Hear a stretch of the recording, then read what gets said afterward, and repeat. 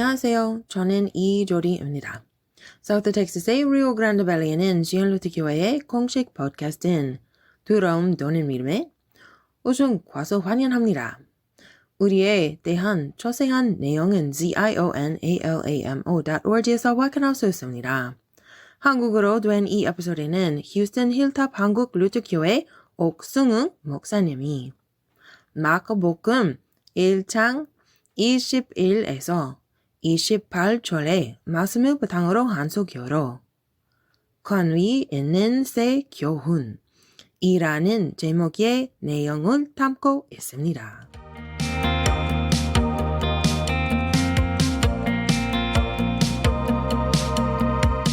권위 있는 새 교훈, 하나님의 은혜의 말씀을 함께 상고하기를 원합니다. 오늘날 누가 가장 이 세상에 권위 있는 사람들을 변화시키고 따르게 하게 되는 영향력이 있는 사람일까요? 타임즈라는 그러한 잡지에서는 해마다 100명을 뽑으면서 이 사람이 가장 영향력이 있다라고 순위를 매기게 됩니다. 올해도 어김없이 타임즈에서 100명을 뽑았더라고요. 정치계에 있는 사람도 있고 연예계에 있는 사람도 있고 또 과학이나 또 우리 재물에 관련되어 있는 경제계에 있는 사람들이 뽑힌 것을 이렇게 보았습니다. 전 세계 인구가 80억 명이라고 보게 되었을 때 만약 권위의 자리로 생각하게 된다면 유엔 사무총장이 가장 영향력이 있는 사람이 되어야만 마땅할 것입니다. 우리 반기문 총장 이후에 안토니오 구테레스라고 하는 이 사무총장이 지금 일하고 있죠. 우리 그저께 보니까 유엔에서 이스라엘이 하마스를 지금 공격하고 지상군을 투입하고 있는 이때에 즉각적인 휴전, 많은 사람들이 희생되지 않도록 무고한 피가 흘리지 않도록 휴전해야 된다라는 그 안건이 올라가게 되면서 찬성 120표, 반대 14표, 기권 45표, 미국은 반대했고 이스라엘은 당연히 반대했고 우리나라는 기권표를 던졌더라고요. 어쨌든 그래서 이것이 통과가 되었습니다. 그러면 유엔 80여 명을 대표하는 유엔에서 이게 통과가 압도적으로 됐기 때문에 휴전이 돼야만 되는데 이 사람 말을 들을까요? 유엔의 말 오늘날 들을까요? 듣지 않죠. 지금 가장 세상에서 영향력을 끼치고 있는 전 세계 중동의 문제, 전 세계 여러 가지 그 갈등의 문제, 또 미국 사람들이 요즘 걱정하고 있는 기름값에 영향이 있는 문제는 이스라엘의 총리인 네탄야후가 오히려 더 유엔 총장보다 더 힘이 있는 영향력이 있는 사람처럼 보이게 됩니다. 그러한 의미에서 영향력이 있다, 권위가 있다는 것은 자리의 문제가 아니라 나를 통해 다른 사람에게 어떠한 영향을 미치느냐, 그게 선한 영향이든 나쁜 영향이든 영향력이 있는 사람으로 그 순위가 결정이 되는 것입니다. 오늘날에는 권위의 상실의 시대다. 우리는 흔히 그렇게 말을 합니다. 아버지가 집에서 자녀에게 말을 하지만 자녀는 아버지의 말을 듣고자 하지 않습니다. 교권의 추락의 시대이죠. 선생님이 학교에서 말씀을 가르치지만 학생들은 선생님들의 말을 듣고자 하지 않습니다. 또 정부의 권위의 추락이라고 말을 하죠. 정부가 하는 반대로 하게 되면 돈을 번다. 또 내 인생이 더 잘 되겠다. 그런 말도 하곤 합니다. 또 오늘날의 의사 선생님들이 그런 말 많이 하시더라고요. 의사들의 말을 듣지 않는다. 온갖 건강상식이 많아가지고 환자들이 자기 마음대로 한다라는 말을 하게 됩니다. 교회, 목사의 말을 오늘날 들을까요? 성도들이? 세상은 뒤로 하고 성도들이 들을까요? 아멘이 없는 거 보니까 잘 듣지 않으려고 하는 것 같습니다. 오늘날 권위주의는 있지만 참된 권위를 찾기 어려운 그러한 시기에 오늘 본문에 보면 하나님의 나라의 임박성을 가지고 예수님이 나를 따르라 라고 명령하게 되었을 때 목수의 아들이 명령을 하지 않았습니까? 어부들이 그런데 즉각적으로 따라가는 것을 우리가 지난주에 보았습니다. 나를 따라오라, 내가 너희로 사람을 낚는 어부가 되게 하리라. 예수님에게는 알 수 없는 권위가 있으셔서 어부들에게 예를 들어서 목수가 다른 목수에게 내가 너 가르쳐 줄게, 나 따라와 라고 한다면 이해가 되는데, 어부들에게 말을 했는데 베드로와 안드레, 요한과 야고보, 그 다음에 나중에 보게 되면 가버나움 지역에 있는 마태는 세리였거든요. 세리까지도 자기의 일을 다 그만두고 예수님을 따라, 주님을 따라 담는, 사람 낚는 어부가 되는 그 약속 가운데 사망의 바다에 빠져있는 사람들을 건지는 엔트로포스, 사람들을 구원하는 사역 가운데 즉각적으로 동참하게 되었습니다.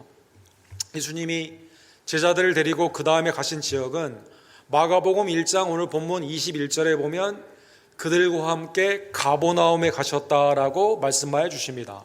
본격적인 제자 훈련과 복음의 사역 가운데 사람을 사망의 바다에서 건지게 되는 복음의 말씀의 사역 가운데 제자들을 데리고 가신 것입니다. 예수님은 안식일에 회당에 가서 가르치셨다 이렇게 나와 있습니다. 복음의 말씀으로 제자들과 더불어 사람 낚는 어부의 구원의 사역에 예수님은 직접 나서신 것입니다. 마태복음 4장에 보면 가버나움에 대해 예수님이 이렇게 말씀하시죠. 나사렛을 떠나 스불론과 납달리 지경 해변에 있는 가버나움에 가서, 그 다음에 단어가 어떻게 되어 있습니까? 거기에 사셨다라고 나와 있습니다. 가버나움은 갈릴리의 중요한 그러한 도시로서 이 제자들의 5명의 고향일 뿐만 아니라 중요한 갈릴리 지역의 사역이 되기 때문에 예수님은 거기에 상주하시면서 적어도 초기에는, 그래서 복음서에 보게 되면 가버나움의 언급이 16번이나 되어 있죠.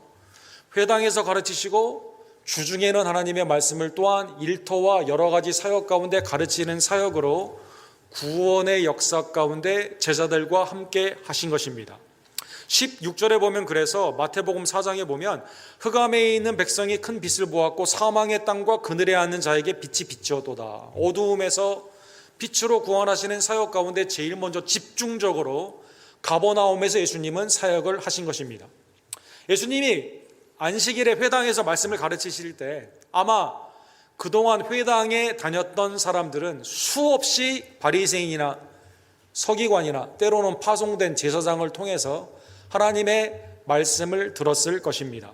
그런데 22절에 보면 예수님이 가르치시는 그 사역은 오늘 본문에 그의 교훈에 깜짝 놀랐다라고 나와 있습니다. 이는 그가 가르치는 것이 권위 있는 자와 같고 서기관들과 같지 아니함이로라.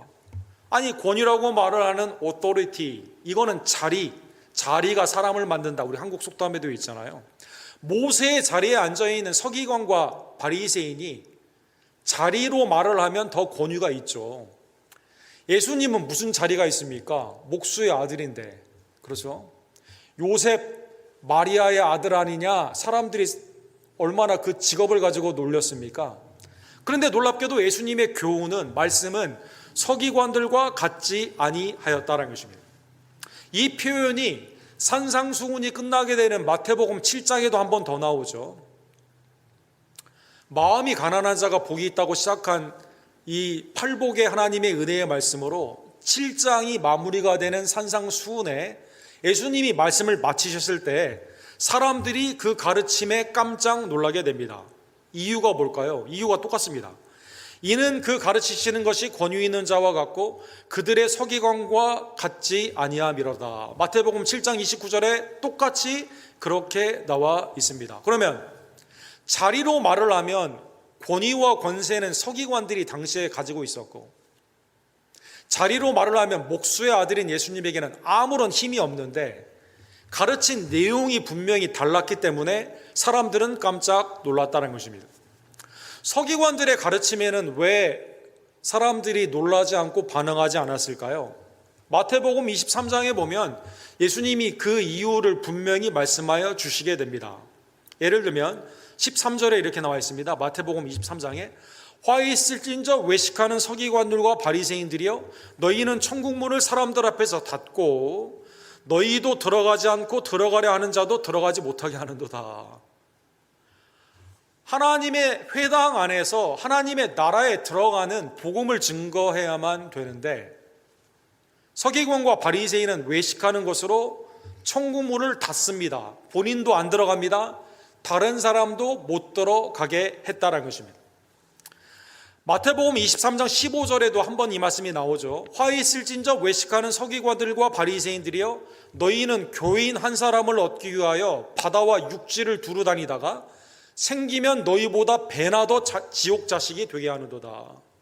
교인을 구하기 위해 열심히 다녔는데, 아니 하나님의 나라에 들어가는 것은 복음 아닙니까? 복음을 증거하고 예수 그리스도를 믿고 하나님의 자녀가 되는 그 말씀으로 나아가야만 되는데, 오히려 더 지옥 자식이 배가 되는 사역으로 무엇을 가르친 거예요? 율법을 가르친 거죠. 더 무거운 짐을 지우게 한 거죠. 그러다 보니까 안식일을 걸고 넘어지면서 예수님을 서기관들이 어떻게 하죠? 죽이려고 합니다. 그리고 바리새인과 서기관과 사두개인과 헤롯 당과 또 제사장들이 한마음이 되어가지고 구원의 역사가 아니라 구원주 예수님을 죽이는 일에 앞장을 서게 되었다는 것입니다. 예수님 당시에는 서기관들이 배웠던 그 선생은 누구일까요? 힐렐이라고 하는, 우리 휴스턴에도 힐렐 스쿨이 있죠. 유대인들이 다니는 학교입니다. 힐렐이 있었고, 그의 이제 그 전수받은 사람이 가말리엘이라는 사람이고, 그 다음에 그 제자가 누구죠? 바울이죠. 예수님 믿기 전에 바울입니다. 하나님에 대한 열심은 있는데 문제는 어디에 있습니까? 율법의 정죄 쪽에만 치우쳐져 있기 때문에 막상 하나님의 나라에 들어가게 되는 복음, 믿음, 이게 아니라 율법의 정죄 가운데 반대의 일만 하게 되는 거죠. 그래서 여러분, 이 힐렐과 가말리엘의 이 율법에 열심히 있었던 바울이 예수님을 믿기 전에 사울이었을 때는 어떻게 합니까? 예수님을 믿는 사람을 죽이는 일에만 앞장서게 되는 열심이 있었다는 것입니다. 오늘날에는 어떨까요? 오늘날에는 하나님의 말씀이 온전히 복음 가운데 잘 증거되고 있을까요? 여러분, 오늘 종교개혁 주일인데 중세의 교회는 하나님의 말씀을 가르치지 않았죠. 교황의 칙령만 가르쳤습니다. 교황의 칙령.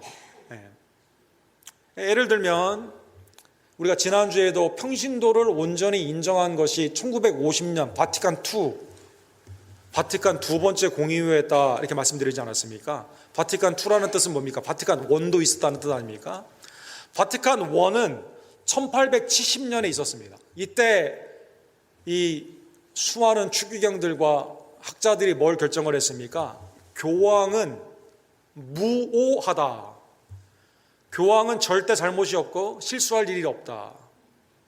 이걸 결정을 하게 됩니다. 그래서 여러분, 성탄절이나 부활절이나 중요한 시기에 교황이 무슨 말을 했다 그러면 다 어떻게 되죠? 모든 방송에서 그대로 하지 않습니까? 다 그걸 따르게 되는 거죠. 교황이 면죄부를 줬어요. 16세기에. 20세기 초반까지 줬습니다, 여러분. 그래서 교황이 면죄부를 줬다면, 내가 면죄부를 교황으로부터 받았다면 교황은 실수가 없기 때문에 내가 믿음이 있냐 없냐가 중요한 게 아니에요. 교황이 거기에 사인을 해서 내게 줬다는 게 중요한 겁니다. 그럼 내가 구원을 받은 겁니다, 여러분. 그러니까 돈 있는 사람은 뭘 하고 싶습니까? 나도 면죄부를 사고 싶고, 또 돌아가신 선조도 사고 싶고, 구원을 위해서, 그분을 위해 사고 싶고, 나의 자녀들도 사고 싶고. 복음과는 무관합니다. 그러니까 하나님의 나라에 갈 수가 없는 거죠. 주님의 은혜 가운데 구원을 받을 길을 오히려 막는 거죠. 오늘날의 개교회도 마찬가지죠. 하나님의 말씀이 증거가 되지 않고, 복음이 증거가 되지 않고, 엉뚱한 다른 것, 세상적인 것을 가르치게 되었을 때, 기복신앙 가운데 치우치게 되면 교회로 오게 하는 노력은 많이 했을지 모르겠지만, 그러나 지옥문으로, 천국문이 아니라 반대문으로 가게 되는 일 가운데 앞장서게 된다는 것입니다. 예수님은 이 땅에 오셔서 목수이지만 자리는 아무것도 없어요.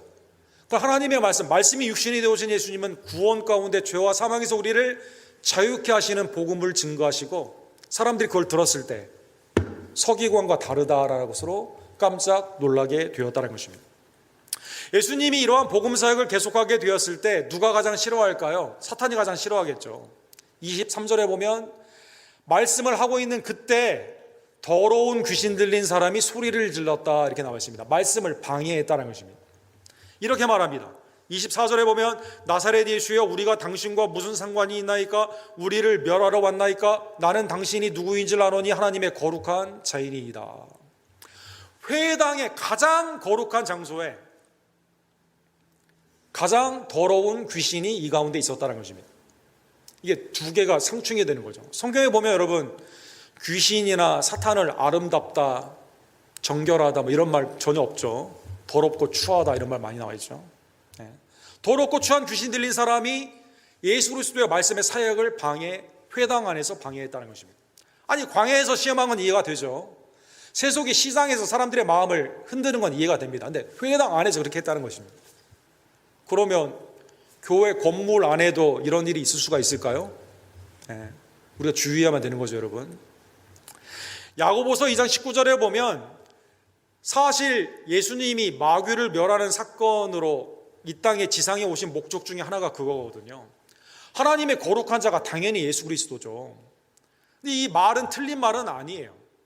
야고보서 2장 19절에 나와 있는 것처럼 내가 하나님은 한 분인 줄 믿느냐 자라에도다 귀신들도 믿고 떠느니라. 하나님의 존전 앞에 흔들리며 믿음의 고백보다는 하나님이 누구인지를 알면서도 여전히 대항을 하는 사탄의 세력들도 예수님이 누구인가는 안다라는 것입니다. 마태복음 25장 41절에 보면 예수님이 이렇게 말씀하십니다. 저주받을 자들이여 나를 떠나 마귀와 그 사자들을 위하여 예비된 영원한 불에 들어가라. 종말론적으로 예비된 사탄과 그의 수종드는 자들이 어디에 가게 되죠? 지옥에 가는 거죠. 영원한 불에 들어가게 되는 겁니다. 그러나 사탄은 여전히 하나님의 말씀을 대적합니다. 사람들이 예수님을 믿지 못하도록 합니다. 회당 안에서 복음을 증거하는 사역을 방해했다는 것입니다. 예수님은 이 사람에 대해 귀신이 들어가 있었다 이렇게 말하죠.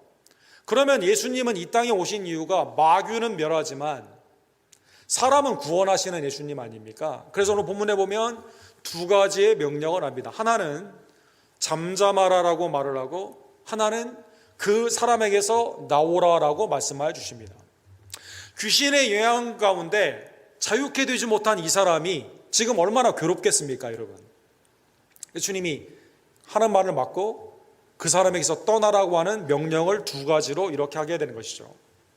사랑하는 성도 여러분, 예수님이 잠잠하라고 한 이 사건을 보게 되면 그러면 목수의 아들인 예수님이 세상에 권위의 자리는 없어요.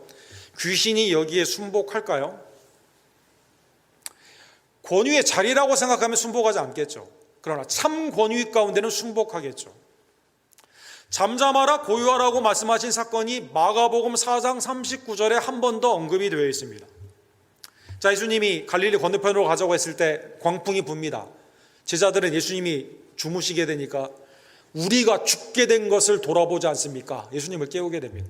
이때 예수님이 바다에게 잠잠하라 고요하라 명령하여 주십니다.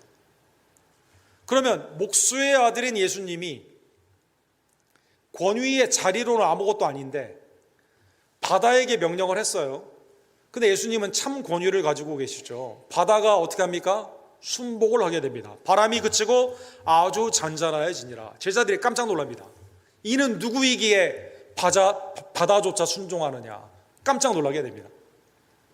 예수님의 권위의 명령 가운데 귀신이 잠잠게 되고 광풍도 잠잠게 되는 참 권위의 예수님이 말씀 가운데 역사하여 주신 것입니다. 사랑하는 성도 여러분, 예수님은 때로 귀신 들린 자나 심지어 예수님을 믿는 제자리다 하더라도 예수님이 누구인가를 말을 하게 되었을 때, 고백하게 되었을 때 때로는 잠잠하라고 명령하셨습니다. 예를 들면 마태복음 16장에 주는 그리스도시요 살아계신 하나님의 아들이라고 고백하게 되었을 때 내가 예루살렘에 가게 되면 장로와 서기관들을 통해 죽게 되고 3일 만에 부활하게 된다. 그렇게 말씀하시면서 내가 누구인지를 당분간은 말하지 말라라고 말씀하여 주십니다. 마태복음 17장 9절에도 변화단상에서 변화되신 예수님이 이 땅 가운데 내려오게 되었을 때 베드로와 야고보와 요한에게 인자가 죽은 자 가운데서 살아나기 전에는 본 것을 아무에게도 이르지 말라라고 말씀하여 주십니다. 아니 예수님이 마귀를 멸하러 오셨고 지금 거룩한 자로 우리의 죄를 감당하시며 구원주로 오셨는데 예수님은 잠잠하라고 명령하셨다는 것입니다. 메시아의 은익, 메시아닉 세크릿이라고 말을 하죠. 잠깐 숨기신 겁니다. 왜 그러냐면 아직 하나님의 시간이 되지 않았어요. 하나님의 시간은 언제입니까? 십자가와 부활의 시간입니다. 사람들의 오해를 주님은 받고 싶지 않았습니다. 그래서 예수님을 왕으로 삼고자 했을 때 오병이어의 기적 후에 예수님은 한적한 곳으로 가시게 됩니다. 병든 자가 끝없이 서 있는 그때 주님은 그들을 멀리하고 혼자 따로 가셔서 기도하셨다는 것입니다. 그리고 예수님은 이 땅에 오신 목적이 죄와 사망에서 우리를 자유케 하시는 거거든요. 본질적인 복음의 사역 가운데 집중코자 잠잠하라라고 명령하여 주셨습니다. 그러나 십자가와 부활 가운데 구속사가 완성이 되었을 때는 뭐라고 말씀하십니까? 예루살렘과 온 유다와 사마리아 땅 끝까지 내 증인이 되라, 말씀을 증거하라고 말합니다. 그때까지는 은익, 잠잠하라라고 주님은 말씀하여 주시게 되는 것이죠. 자, 잠잠하라라고 명령하시고 그 사람에게서 나오라라는 자유의 명령 가운데 귀신이 어떻게 됩니까? 26절에 보면 더러운 귀신이 그 사람에게 경련을 일으키고 큰 소리를 지르며 나오니라. 이 사람이 어떻게 됐어요? 주님의 말씀 가운데 자유롭게 되었다는 것입니다. 구원의 사건이 일어나게 된 거죠. 얼마나 귀신 가운데 괴로웠겠어요. 그가 떠나게 됨으로 말미암아 자유롭게 된 겁니다. 사랑하는 성도 여러분, 복음서에 보게 되면 적어도 7번 주님은 하나님의 권위를 어떻게 사용하셨습니까? 귀신 들린 자에게서 귀신을 내어 쫓는 축사로 사용을 하여 주셨습니다. 마태복음 12장에 보면 눈 멀고 말 못하는 귀신의 영향력이 있는 사람에게서 자유케 하여 주시게 됩니다. 오늘 본문에 회당 안에 귀신 들린 자를 자유롭게 합니다. 마가복음 5장에 보면 군대, 무덤에 있어서 자기의 몸을 해치는 거라사인을 자유롭게 하여 주시게 됩니다. 돼지떼로 들어가게 되죠. 마가복음 7장에 보면 헬라 수로보니게의 딸을, 헬라 여인의 딸을 자유롭게 하여 주시게 됩니다. 마가복음 9장에 보면 벼라산상에서 내려오신 예수님은 넘어지고 경련을 일으키고 거품을 무는 파리해지는 이 아이를 자유롭게 하여 주시게 됩니다. 누가복음 8장에 보면 7 귀신을 들렸던 막달라 마리아를 자유케 하여 주시게 됩니다. 누가복음 13장에 보게 되면 회당 안에 있었던 18년 동안 병 가운데 꼬부러진 이 여인을 귀신을 내어 쫓음으로 말미암아 자유케 하여 주셨다는 것입니다. 예수님의 이 땅에 있는 권위의 사건은 다 무엇을 향해 나아가고 있을까요? 구원을 향해 주님은 그 권위를 쓰셨다는 것입니다. 자, 예수님이 축사 가운데 귀신 들린 자에게 귀신을 내어 쫓게 되었을 때 사람들이 오늘 본문에 보면 두 번째로 놀라게 됩니다. 사람들이 다 놀라 서로 물어 이르되 이는 어찌미냐 권위 있는 새 교훈이로다 더러운 귀신들에게 명한즉 순종하는도다 하더라. 예수의 소문이 곧 온 갈릴리 사방에 퍼지더라. 그렇죠? 예수님이 잠잠하라 그에게서 나오라 하게 됐을 때 귀신도 순복하게 되는 거예요. 권위 가운데 예수님이 바다에 대해서 잠잠하라 하게 되었을 때 어떻게 합니까? 바다도 순종하게 됩니다. 그 권위 가운데. 그럼 예수님이 가진 권위는 뭘까요? 세상의 자리가 아니죠. 목수의 아들인데. 아니, 왕으로 따지자면 당시에 아우구스투스나 빌라도나 제사장은 가야바나 안나가 더 힘이 있죠. 아니, 빌라도가 더 힘이 있죠. 서기관이 더 힘이 있죠. 세상의 권세 가운데는. 그러나 예수님은 세상의 자리에는 아무것도 없는데 뭐의 권위가 있습니까? 만물을 창조하시니 경영하시느니 완성하시느니 구원주로 이 땅에 오신 말씀이 육신이 되어오신 예수님은 하나님의 말씀의 권위 가운데 빛이 있으라 하며 빛이 있었던 것처럼 죄와 사망에 귀신에 잡혀있던 자에게 완전히 자유케 하시는 복음 안에서 능력으로 우리에게 임하여 주신 것입니다.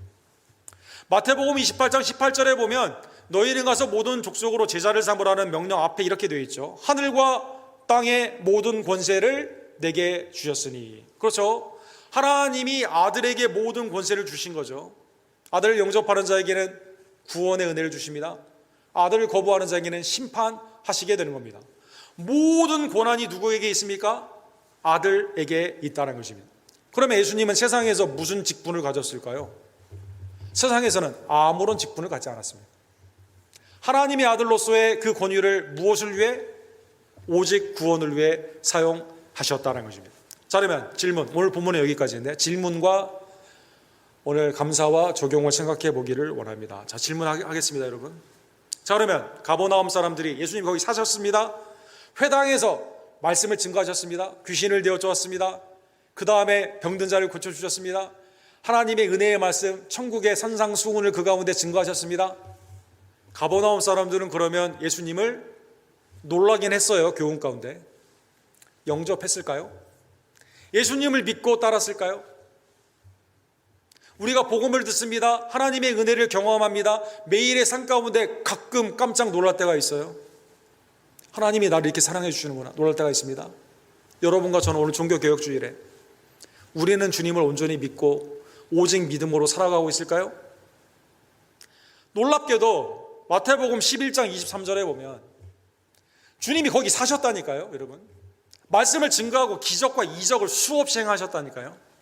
그런데 가버나움 사람들이 예수님을 믿지 않습니다. 가버나움아, 내가 하늘까지 높아지겠느냐? 음부까지 낮아지리라. 내게 행한 모든 권능을 소돔에서 행하였더라면 그 성이 오늘까지 있었으리라. 아니, 소돔이 차라리 예수님이 거기에 사시고 복음을 증거했으면 구원을 받았는데 가버나움은 왜 예수님을 영접하지 않았습니까? 마음이 교만이 있거든요. 주님이 필요 없거든요.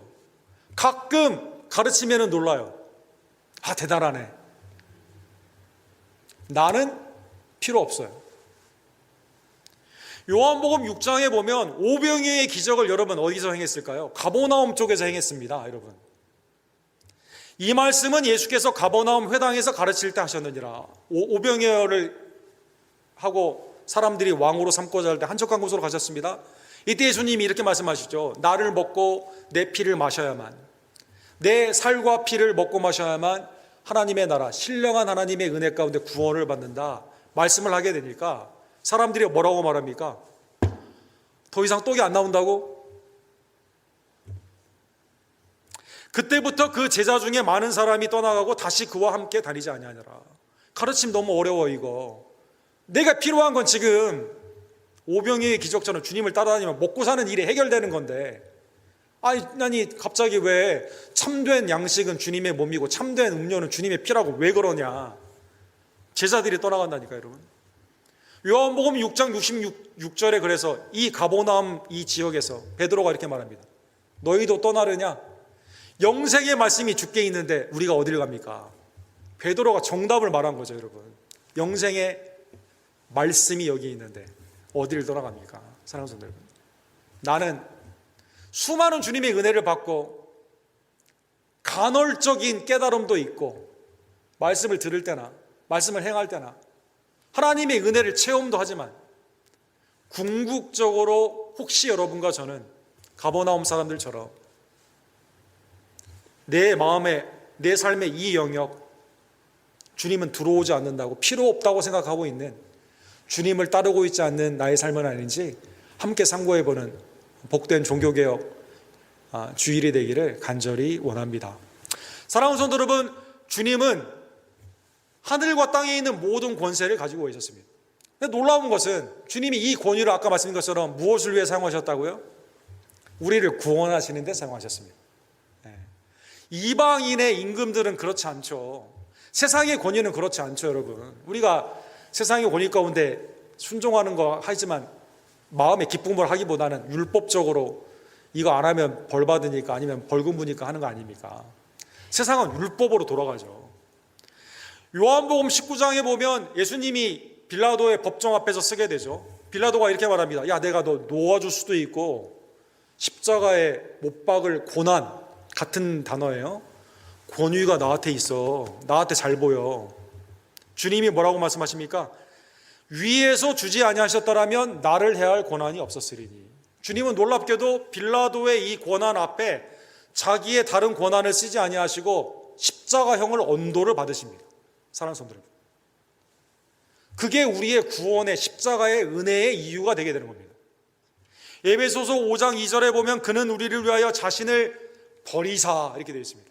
여러분, 이 땅에 강림하시며 십자가까지 낮아지시는 자기를 비우시는 사역 가운데 향기로운 제물과 희생 제물로 하나님께 드리셨느니라.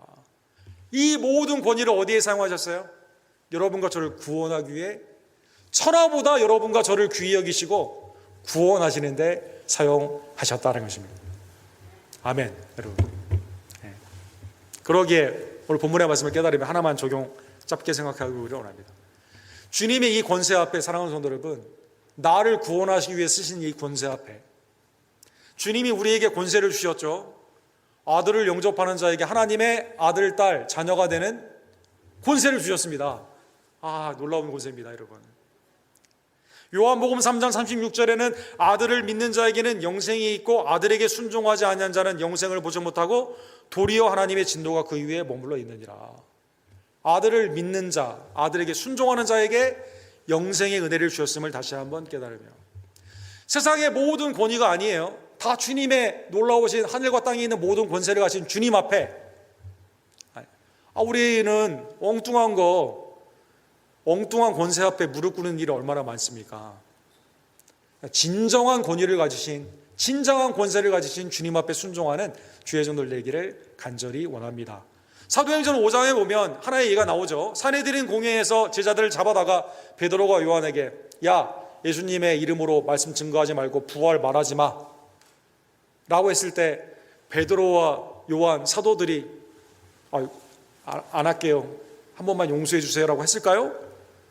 사람보다 하나님께 순종하는 것이 마땅하니라. 사랑하는 성도 여러분, 왜? 권위주의, 그 자리에서 나를 율법 가운데 죽이는 사역이 아니라 그 권위를 나를 위해 사용하신 예수 그리스도가 귀하기 때문에, 이게 최종 권위이고 최후 권위이기 때문에 거기에 제자들이 순종한 것처럼, 특별히 오늘 종교개혁주일에 나를 구원하기 위해 모든 권위를 쓰신 그 은혜에 감사하며 주님과 믿음 가운데 동행하며 말씀이 육신이 되어오신 오직 말씀으로 하나님을 영화롭게 하는 순종의 백성들 되기를 주님의 이름으로 간절히 축원합니다.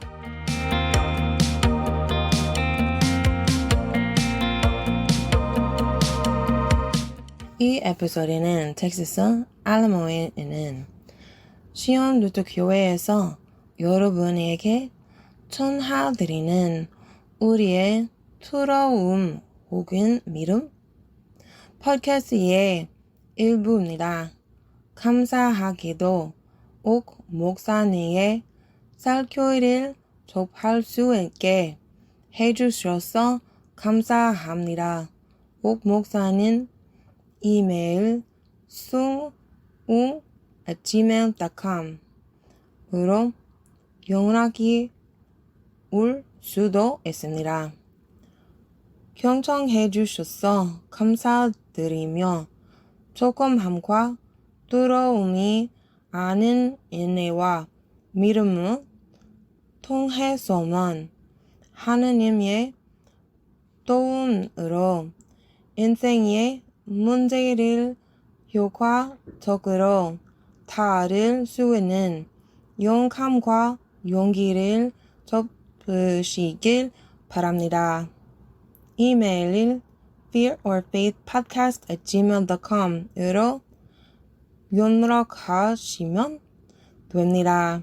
다음 시간 같이 신이 가호가 있기를 바랍니다.